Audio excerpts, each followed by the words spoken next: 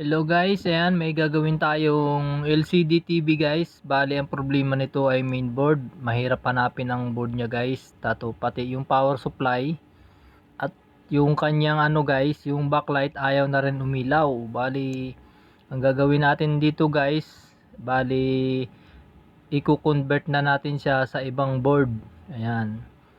Bali ito guys ay sinubukan ko sa higher na board, gumana. Then nagtry uli ako sa Ace. Gumana din siya guys. Nung naisalpak ko na siya dun sa guys, sa Ace. Ang problema naman guys, ayaw naman umilaw ng backlight. Bali magko-convert na naman ako ng backlight.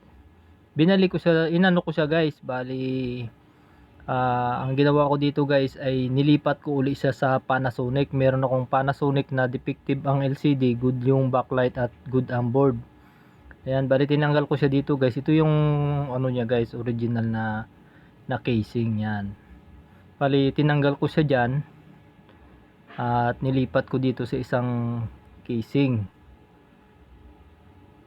Yan guys, yung casing na yan ng bali sa Panasonic guys, nagcutting pa ako ng niyan nung pagdadaanan nung coupe.